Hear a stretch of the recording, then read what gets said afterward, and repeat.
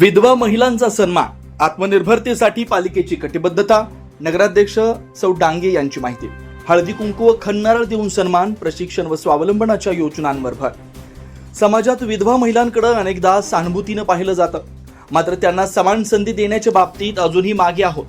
विधवा महिला या समाजाचा अविभाज्य आणि सक्षम घटक आहेत. त्यांच्या आयुष्यात आलेल्या अडचणींमुळे त्यांची ओळख मर्यादित होऊ नये, उलट त्यांच्यातील आत्मविश्वास, कौशल्य आणि जिद्द ओळखून त्यांना मुख्य प्रवाहात आणणं ही आपली सर्वांची सामूहिक जबाबदारी आहे, असं प्रतिपादन नगराध्यक्षा सौ मनीषा डांगे यांनी केलं आहे. कुरुंदवाड नगरपालिकेच्या तबक मैदान येथील टेनिस हॉलमध्ये महिला व बालकल्याण विभागामार्फत विधवा महिलांच्या सन्मानार्थ हळदी कुंकू व खणनारळ देऊन सन्मान करण्याच्या कार्यक्रमाचं आयोजन करण्यात आलेलं होतं. यावेळी त्या बोलत होत्या. कार्यक्रमात सौ सरोजिनी रावसाहेब पाटील, महिला व बालकल्याण समिती सभापती जुवेरिया गोलंदाज, अलका मधाळे, विमल पोमाजे आदी प्रमुख उपस्थित होते.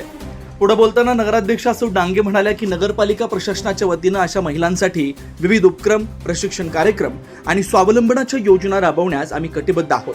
त्यांना केवळ मदत नव्हे तर सक्षम बनवण्याचा आमचा प्रयत्न राहील. प्रत्येक विधवा महिलेला आत्मविश्वासानं उभं राहता यावं, स्वतःच्या पायावर उभं राहता यावं, हा आमचा ध्यास आहे. तसेच या महिलांना शासनाच्या सर्व योजनांचा लाभ मिळवून देण्यासाठी प्रशासन कटिबद्ध असल्याचं त्यांनी स्पष्ट केलं. या कार्यक्रमात उपस्थित महिला नगरसेविकांच्या हस्ते शहरातील विधवा महिलांना हळदी कुंकू लावून महिलांच्या सन्मानार्थ खणनारळ देण्यात आले. गिफ्टचं वाटप देखील करण्यात आलं.